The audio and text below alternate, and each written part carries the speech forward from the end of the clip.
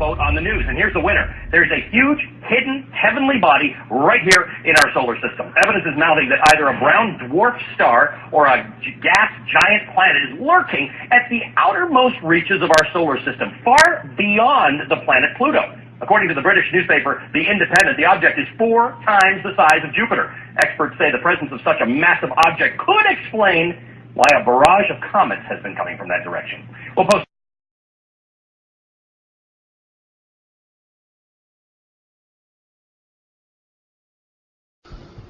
Hi, my name is David Morrison. I'm a NASA space scientist, and I want to talk to you very briefly about Nibiru.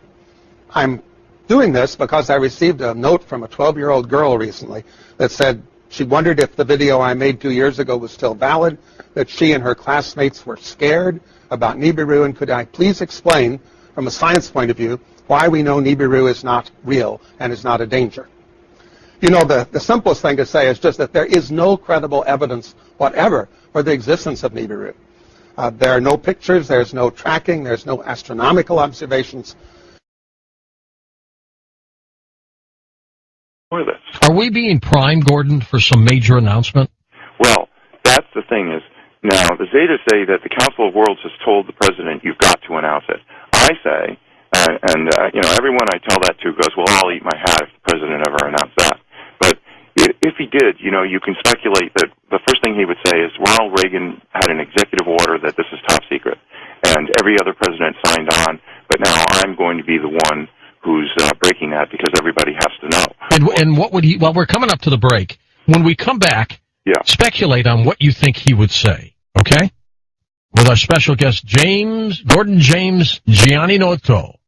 And we're talking about Planet X. Now, he has sent us some interesting pictures that you should get up to coasttocoastam.com and just take a look at them and make up your own mind. And I'll be back in a moment on Coast to Coast AM. If you need to email me, that's George at coasttocoastam.com. Well, next hour, we'll take your phone calls with Gordon James Gianninoto as we talk about Planet X. And welcome back to Coast with Gordon James Gianninoto. Gordon, let's speculate a little bit on if there's an announcement of this planet. How will it be announced? Well, there's 2 lines of thought. One is from the Zetas that the Council of Worlds has told the president that he has to announce it. The other is my line of thought, which is that how can he not announce it? Because as Planet X comes closer and closer to the Earth, eventually it's going to come very close. It's going to be as large as the full moon, and it's going to grab the Great Atlantic Rift and pull it up. And people don't realize that the continents are granite and they float on the magma core, so they're just floating there. So the Great Atlantic Rift is a line of mountains right down the center of the Atlantic Ocean from Iceland to Antarctic, and there's an upwelling of magma right there. And as the North Pole of Planet X is in line with the sun, as Planet X is in line with the sun, and the North Pole is pointed at the Earth, it's every day when the Atlantic Ocean faces the sun, the Atlantic Rift gets pulled down towards Planet X, and then as the Earth continues to turn, it gets released, because when the North Pole of Earth starts going towards the North Pole of Planet X, then it gets pushed back. But so eventually what's going to happen is Planet X is going to grab the crust. It's going to be close enough that the crust will stop turning with the core. So nothing changes the core, and nothing changes the North Pole of Earth pointing up. But what's going to happen is Planet X is trying to go by, and the day it goes by, it's going to grab the crust and slide it up over the North Pole and then let go of it. And when it lets go of it, the new North Pole is going to be the eastern tip of Brazil, Recife, Brazil. And there's going to be 600-foot tidal waves followed by the tail of Planet X brushing the Earth with all these rocks, which was one of them was the meteor over Russia. So you're talking catastrophe here. Absolute catastrophe. But the thing is that after that, with no governments and no religions and no economy, the unselfish ETs are going to come and give unspecified help to unselfish survival communities. So, because people say, well, all the nuclear reactors are all on fault all over the world, but, they could transmute the half-life of plutonium from 125,000 years to 1.25 seconds. So, but they haven't said what they're going to do because we're supposed to be taking some responsibility for ourselves. So, what's the timetable on this? Well, see, that's the thing. There isn't a timetable, and that's the number one question everyone asks. Well, when is this going to happen? But the thing is it could happen at any time. The only country that's taken any provision is China, which has built these ghost cities because remember I had said that the southeastern China plate was going to be sinking. Well, Jakarta, Indonesia, parts of it are 85 feet below sea level. That sinking is almost 70% complete in that tip of the Southeast Asian plate. But all the other earth changes have stopped. And I was talking to Nancy on the phone. And I said, that I heard that these metal boxes were found on the beaches in Oregon and they were vibrating. And I said, I think there's extraterrestrial devices. And Nancy started saying, no, I've told you before, there's no extraterrestrial devices on Earth. And all of a sudden the Zetas broke through Nancy, and speaking through her to me, they said, this is absolutely true. And she later wrote about this, and this was, you remember, people have said, well, there weren't any boxes, or it was a hoax, or whatever, but it is true. On all the faults of the Earth, there are tens of thousands of these boxes vibrating, and what they're doing is, instead of letting the movement of the plates, because the roiling of the magma deep in the core of the Earth is causing these quakes and these other shifts. The north end of South America is going to move to the west. The north end of Africa is going to move to the east. The Atlantic is going to get wider. The Pacific is going to get narrower. So there's all these things. And the Zetas had said there was an event calendar, and 7 was preliminary Earth changes, 8 was massive social change, and 9 was worldwide volcanoes, earthquakes, and sinkings. And so anyway, these metal boxes have put that off, and the reason why is because they want to have the massive social change. And you can imagine if the president does announce it, of course there's going to be massive social change. Well, if it's going to happen, will he announce it? To me, it sounds like he's compelled to. Well, that's my thinking, is because when it finally separates from the sun far enough that you can see it with your naked eye. Now, I've said I've gone out, my wife has gone out, I've got hundreds of pictures of two suns in the sky that I took myself. Now, if I can do that, then anyone can do that. And so there it is. There's this bright glowing area. You're not looking at Planet X itself because it's in between the Earth and the Sun, so it's like trying to photograph the new moon. You just can't do it. But it's got a 5 million mile long or 10 million mile long. It's really, it's a long tail, twin-stranded, stretching towards the Earth because of static electricity. So Planet X is not going anywhere. It's sitting there, and the clump of 4 planets, the dark twin, Venus, the Earth, and Planet X, are still rotating around the Sun, but they're not moving in relation to each other. And the tail is stretched towards the Earth, so that rock that came down over Russia and the other ones that were seen over San Francisco and Cuba and Japan are all from the tail of planet rocks, and there's trillions of them. So this is going to be a big disaster. So when the president announces it, and I mean, I'm not sitting in his office privy to whatever they're deciding, but I can tell you this. They really don't want people to he's not going to use the word Planet X because that's the term that the Zetas have used and that is on Zeta Talk is Planet X. That's panic time, right? So they don't want people to run to Google, do a search, and go, oh, look, there's a woman in Wisconsin who's been in telepathic contact with extraterrestrials, because that reveals two things. We're about to have giant disasters, and second of all, there are extraterrestrials who have been telling the truth since 1995. So they don't want to do that. So it's interesting that they started talking about it as Nibiru. So I was talking to Nancy, and she's starting to, every time she says Planet X, she goes AKA Nibiru or dash Nibiru or slash Nibiru, so that if anybody does a Google search on Nibiru, they're still going to come up with Zeta Talk. So he's going to say, look, Reagan signed an executive order making it top secret. Every president signed on. But I'm such a humanitarian that I'm telling you that there has been a planet between the Earth and the Sun for 9 years, and why not? I mean, if it separates from the Sun, where every single person on Earth looks up and goes, "Oh my God, what's that?" And the glowing area, the thing that's at the 5 o'clock position, is the tail, which is sort of transparent, translucent, whatever you want to say, because it's a cloud of dust or red iron oxide dust. It's lit by the Sun, and you can see that from Earth. So that's what people are taking pictures of. Is the tail of Planet X stretching towards the Earth. And you can't see Planet X itself, but one of these days, when it gets far enough from the Sun, you are going to see it. And then at that day, George, don't you think everyone's going to go, the government couldn't tell us there's a planet? Sure, absolutely. No. And they're never going to believe another word the government ever says again for any reason. Not at all. All right, 6.8 billion people, Gordon, on the planet. How many people may perish? Probably 60% are going to die exactly at the moment of pole shift. And another 30% are going to die from disease and starvation and shock.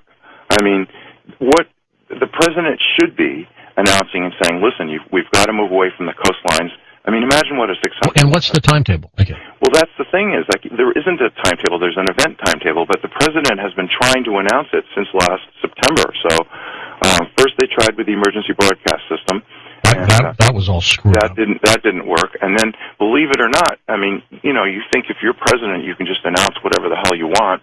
And no, you can't, because there are people, the elite and the rich and the powerful, don't want you to stop going to your job. I mean, if they announced the whole truth, do you think anyone would show up for their job? Pilots, policemen, firemen, truck No, drivers? people would want to be with their friends and family. Right, and they'd all head for Wyoming and Montana and places like that, you know, as far away from the coast as they can. The safe havens. Right, and so you can figure out where... Now, I live on a mountaintop in the middle of the Maine coast because Maine was held down by glaciers, and it's slowly rising, so once the crust comes free of the core, it's just going to pop up another 500 feet.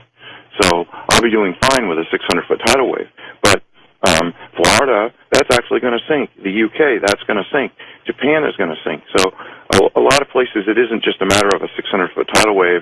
And then, of course, all the ice in the whole world is in the wrong place, so that's going to melt. So the Zetas say the final sea level is going to be 700 feet above present. So the president isn't going to say what's going to happen. He's going to say, there's a planet in between the Earth and the Sun, and now this is what I think, and, you know, speculation, because, you know, I'm not privy to the script here, but you know, that he would turn it over to NASA, which would say, yes, there's a rogue planet, but we were prohibited by national security, but don't worry about it, go back to sleep. If anything's going to happen, we'll tell you.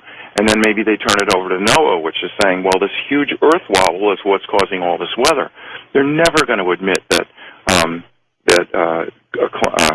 global warming and climate change were a lie, because can you imagine the lawsuits? It would bring the whole world to a halt, because how many hundreds of billions of dollars have been spent on reducing fossil fuels? And, you know, the thing is Planet X is roiling the magma, so the magma's circulating closer to the bottom of the crust, so the seafloors are warming, and the ice is melting from underneath. But the actual truth is the Arctic just had one of the coldest winters in years, and the amount of ice that formed this winter in the Arctic is unbelievable. Antarctica's been gaining ice. The top of the Himalayas and a lot of these glaciers are gaining ice. So this whole global warming thing, they're never going to use that phrase again. They would rather die than say global warming. So, you know, I don't know how he's going to put it, but my opinion is he's got to announce it. And meanwhile, the government is doing all these strange things, like ordering 1.2 billion rounds of hollow point ammunition. They're going to arm these Social Security employees, and the National Weather Service employees are all going to be packing with hollow point bullets. I mean, come on, who thinks you know, that's normal? What are they expecting? And, you know, of course there's going to be some people who are going to riot and steal and loot and God knows what. Well, things could be out of control. Right, they could be out of control. But yet, if they do announce it, then people will go, well, this is something that we're all facing together. Let's work together to save as many people as possible. But they've got to do it sooner than later. Now, I live on a mountaintop. I heat with wood. I've got an outhouse. I'm ready for no electricity and no fuel. You know, I live in a forest. I've got wood all around me.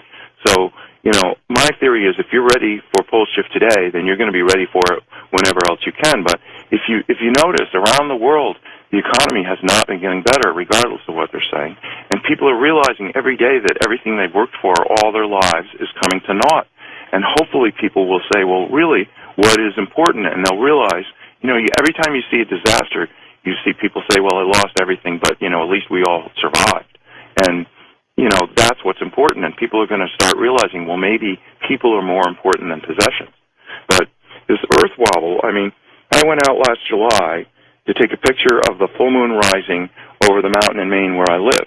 And when I was in elementary school, we had a target range in the basement. So when I was in the third grade, we had lockers all the way down the hallway, and every guy in the third grade had his own .22 caliber rifle in an unlocked locker in the hallway, and we all had bullets in our pocket, and we couldn't wait till 3 o'clock to get out. That wouldn't happen anymore. No, and I grew up in the town next to Sandy Hook, so you know. But there are people who've decided to be selfish and doing awful things, but the majority of everybody is you know, very conscientious. I mean, Maine is second in the nation for guns per person and 49th in gun-related deaths per person. So, you know, just because, So people are legitimately saying, well, wow, I got a feeling something's not right. And you see that show, Doomsday Preppers. Oh, sure, yeah. People are like, well, the economy isn't coming back. I mean, I was in Walmart the other day. They had 15 people in a 5-acre store. And I said to the cashier, I said, you can't even be paying your overhead with this. And she goes, oh, no, the economy's going to be coming back. Well, okay, fine. They've been hit hard. That's what you say. But so I was out there taking pictures of the full moon, and I guess probably I learned to have a steady stance with my hands and a camera at an early age. I used to win NRA sharpshooter awards. And that was, starting in the 3rd grade. I mean, so anyway, I shot 2 pictures, and the mosquitoes were biting me like crazy. So I wanted to get a good picture of the full moon, and so I shot a whole series of pictures, and then I ran inside to get out away from the mosquitoes. And when I was playing them back on my computer, I realized that in 2 consecutive pictures, I hadn't moved my hands at all. There's a table up on top of the mountain, and there's the full moon. And in the second picture, the moon is moved to the right, not up. Now, if you think about it, everything, the moon, the stars, the sun, all rise in the east, go up to the midheaven, and then set in the west. And here I got 2 pictures of the moon, and between the 2 pictures, the moon moves sideways. How'd that happen? Well, that was like, I think the ETs, like I said, I've been in contact with ETs my whole life, and I think they guided me to do that because that is one of the most remarkable pictures. Now, I've gone out and watched Sirius rising and Orion rising in the east, and then I go back 20 minutes later, and all of a sudden it's like 45 degrees further south, but it isn't any higher in the sky. Now, why would that be? That's because every single day, Planet X pulls the magnetic bar of the Great Atlantic Rift down towards it, and then as the Earth continues to shift and the Atlantic no longer faces the sun, then the North Pole, which doesn't like the North Pole of Planet X, pushes the North Pole of the Earth back. So you get these wobbles, and what you get is this gigantic loops in the jet stream.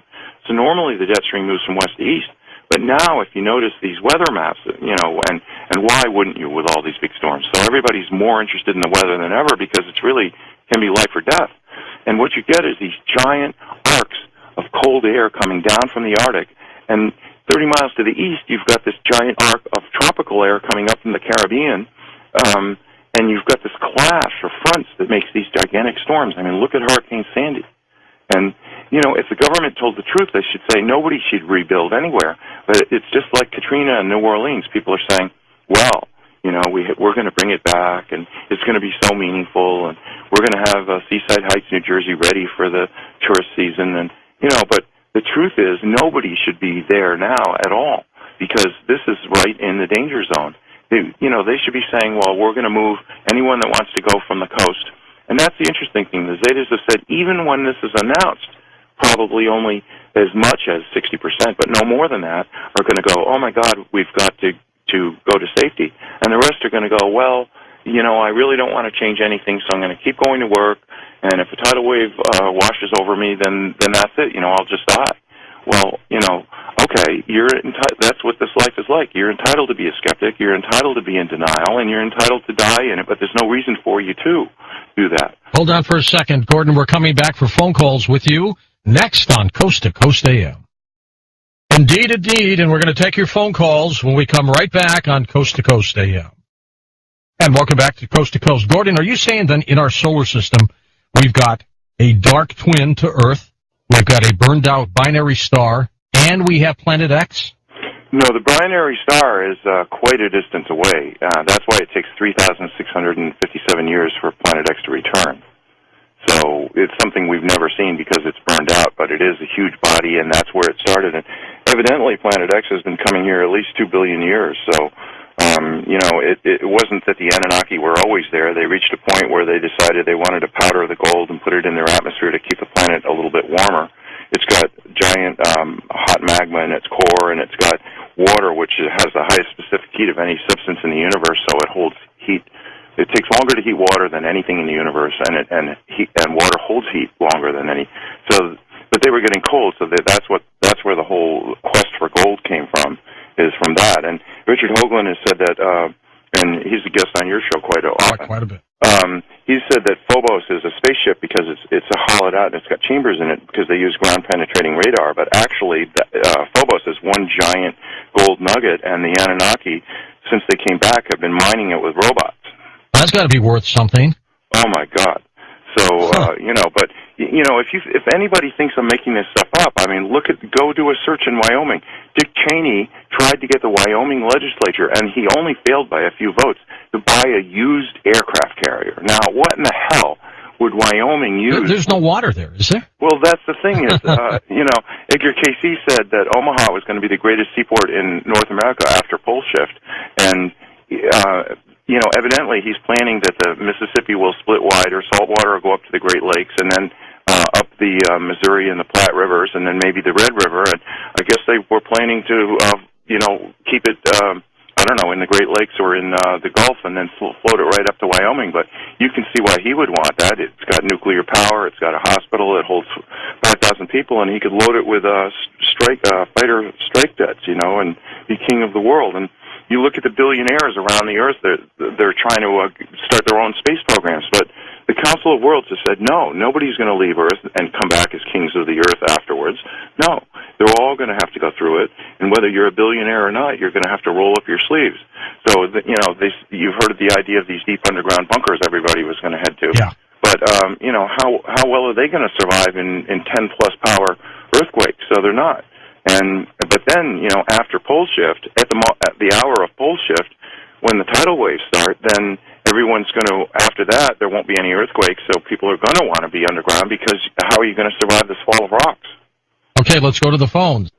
You to vote on the news, and here's the winner. There's a huge, hidden, heavenly body right here in our solar system. Evidence is mounting that either a brown dwarf star or a gas giant planet is lurking at the outermost reaches of our solar system, far beyond the planet Pluto. According to the British newspaper The Independent, the object is 4 times the size of Jupiter. Experts say the presence of such a massive object could explain why a barrage of comets has been coming from that direction. We'll post. Planet X is a very controversial subject, but when we study it, we find that it may hold answers to some of life's most perplexing questions. Everything from evolution to how we came about as a species, to current Earth changes and what might lie ahead for us in the future. My name is Robert Sepper, and this video is my attempt to explain some of these mysteries. To understand everything thoroughly, we must start from our past.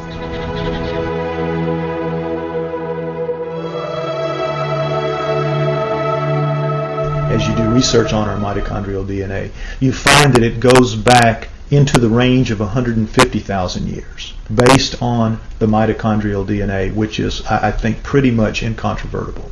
If we're 150 to 200,000 years old, that throws a huge, gigantic wrench into the establishment position that we evolved from creatures that were walking upright approximately 4 million years ago.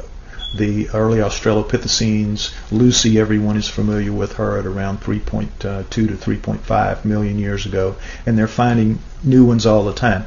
And all they say is to qualify as human is to be upright walking.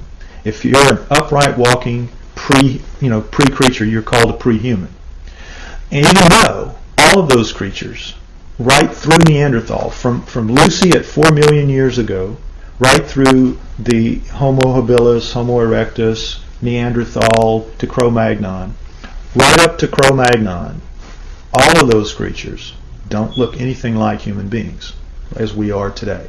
They are as different from us as primates. In fact, they look like primates. They look like upright walking primates. Up through Neanderthal, back to Lucy, and whatever's going to come before her. What could make something change so radically, literally overnight, in anthropological terms, and be anything remotely associated with Darwinism?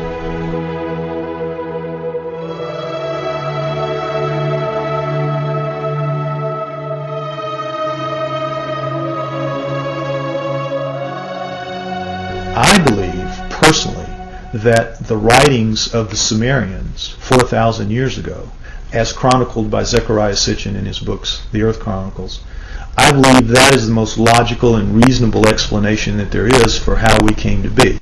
20-some odd years ago, Zechariah Sitchin wrote The 12th Planet. In The 12th Planet, he describes ancient writings and texts by the Sumerians depicting a 3,600-year orbit of Nibiru.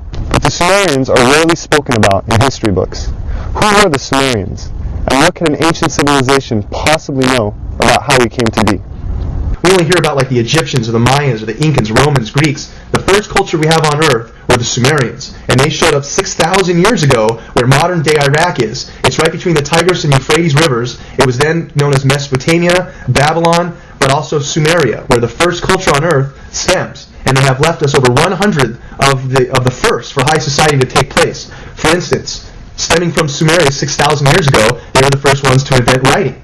They had a system of over 400 characters known as cuneiform text. They'd use a wedge-shaped stylus or an object with a wedge and would twist and turn and make all these characters that came up to about 400 characters, and they had their own complete language like an alphabet that we use today, A through Z, but this stemmed out of Sumeria 6,000 years ago, and all of the first for high society come from them. Time, the calendar, math, schools, courts, judges, systems of law, all of this originated in Sumeria, which was then known as Mesopotamia, Babylon, today's modern-day Iraq.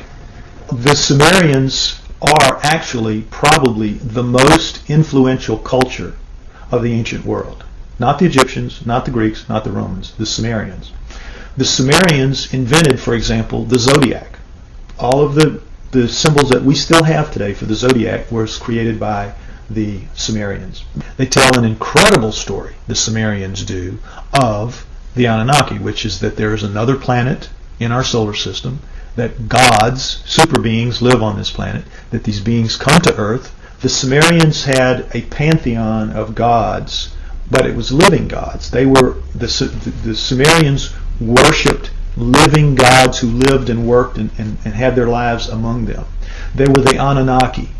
Among those Anunnaki, there were 12 leaders, 12 super gods, the bosses, the boss of bosses. Those 12 gods come down and are present in the Egyptian culture, in the Greek culture, and in the Roman culture. They just have different names, but they have basically the same personalities and the same functions. So it isn't that mythology begins with the Egyptians, the Greeks, and the Romans. Mythology begins with the Sumerians. Monotheism didn't kick in until the gods, the multiple gods, actually physically left. When we look at all the stories in the Bible about how God is a feared God, and if you do what God tells you, you are given the reprisal of going to heaven, or if you do wrong, you go to hell, and it's very black and white. But the Sumerians give us a lot more context into that line of thinking and how it came about in their image and after their likeness. The Anunnaki, quoted to the Sumerians, as saying, "We have created you in our image and after our likeness, and we were their slaves," basically, to do as they bid it. Mine the gold, do their daily chores. And we were basically their slaves. The leader said, "We'll make you a slave. We'll make you a servant." And that's the reason, the impetus, according again to the Sumerian writings, for the creation of human beings. The story of Noah is a classic that comes right out of the Sumerian texts. The word Eden, the Anunnaki called the land where they lived the Eden. The Adam, they called the worker slave that they created the Adamu, plural. Could the Anunnaki have genetically engineered humans? It sounds incredible until we consider that we ourselves genetically engineer the fruit and vegetables we eat every day. From tomatoes to apples and oranges to cloning Dolly the sheep. If we can genetically manipulate DNA, then who's to say that we weren't created or our DNA wasn't tampered with by another race of beings in the past? Now the question is, were we? Did they? And if we were, there must be some empirical evidence, some clues left behind, besides writing in a text that points to this. If you look at the human genome, you'll see that it looks very much like a primate genome, except the second and third chromosomes are fused into one. So, what does that solve? It gives you all the chromosomal material of the primate, but it's now only taking up the space in the combining process of 46. It is 46 chromosomes with 48 chromosomes of genomic material still in there. Now, how could nature do that? How could nature fuse those two chromosomes together in any length of time? It wouldn't happen. It couldn't happen. That was done. According to Sitchin, we were created genetically by the Anunnaki as a worker to mine gold for them, to serve them. people out there, even if you're not a scholar, even if you're not anything, if you open your eyes a little bit to this and you start just doing your own research, you're going to find paths there that lead you to some things that are going to awaken new ideas into you. In the next few years, I think we're going to see a watershed of information that is going to absolutely rewrite every book of history. There's evidence left over this entire planet when you start thinking, and you must believe that we are the offspring of these people. If there was a God, the God created those people before they created us. We are here because of an act of divine creation, but they were people just like us, only older, only more technically advanced. We need to rediscover that in ourselves, that we are a great civilization. We came from a great civilization. And I would tell anybody to look, open your eyes and look for it. Don't be blinded to something that's led to nothing but the slaughter of ourselves for thousands of years. And we still are at that point. We're still a warring society. When this documentary or others like it are put out there and enough people will see it, at least that will start a beacon somewhere that will start shining a little bit brighter. And so at some point, we're going to see that we have a different history than what we've been given. The proof's there. Our true history may be indeed very different than what we've been taught through the ages. Whether this data has been withheld or our identities have just been forgotten, it is our responsibility now.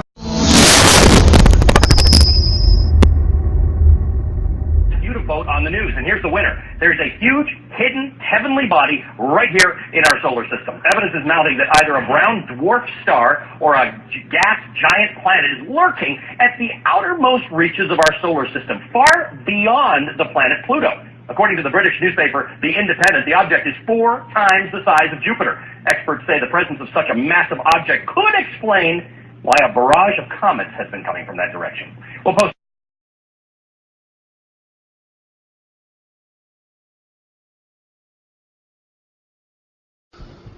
Hi, my name is David Morrison. I'm a NASA space scientist, and I want to talk to you very briefly about Nibiru. I'm doing this because I received a note from a 12-year-old girl recently that said she wondered if the video I made 2 years ago was still valid, that she and her classmates were scared about Nibiru, and could I please explain, from a science point of view, why we know Nibiru is not real and is not a danger. You know, the simplest thing to say is just that there is no credible evidence whatever for the existence of Nibiru. There are no pictures, there's no tracking, there's no astronomical observations. Are we being primed, Gordon, for some major announcement? Well, that's the thing is, now, the Zetas say that the Council of Worlds has told the president, you've got to announce it. I say, everyone I tell that to goes, well, I'll eat my hat if the president ever announced that. But if he did, you can speculate that the first thing he would say is Ronald Reagan had an executive order that this is top secret, and every other president signed on, but now I'm going to be the one who's breaking that because everybody has to know. And what would he, well, we're coming up to the break. When we come back, speculate on what you think he would say, okay? With our special guest, Gordon James Gianninoto.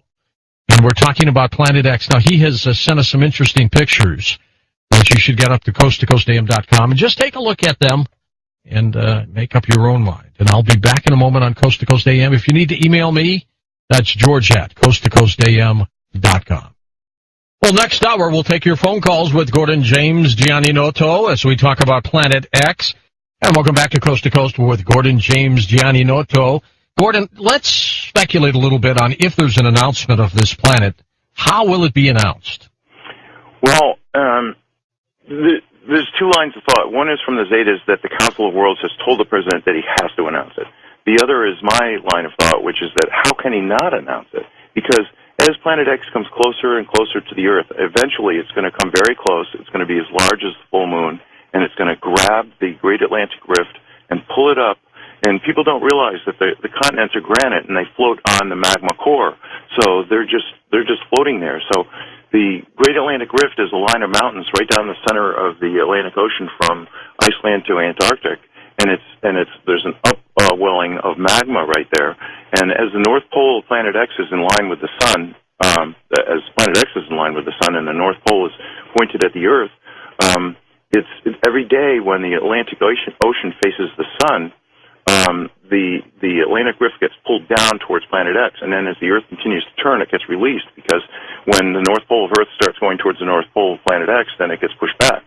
But so eventually what's going to happen is planet X is going to grab the crust. It's going to be close enough that the crust will stop turning with the core. So nothing changes the core, and nothing changes the North Pole of Earth pointing up. But what's going to happen is planet X is trying to go by, and the day it goes by, it's going to grab the crust and slide it up over the North Pole and then let go of it. And when it lets go of it, the new North Pole is going to be the eastern tip of Brazil, Recife, Brazil. And there's going to be 600-foot tidal waves followed by the tail of planet X brushing the Earth with all these rocks, which was one of them was the meteor over Russia. So you're talking catastrophe here. Absolute catastrophe. But the thing is that after that, with no governments and no religions and no economy, the unselfish ETs are going to come and give unspecified help to unselfish survival communities. So, because people say, well, all the nuclear reactors are all on faults all over the world, but, they could transmute the half-life of plutonium from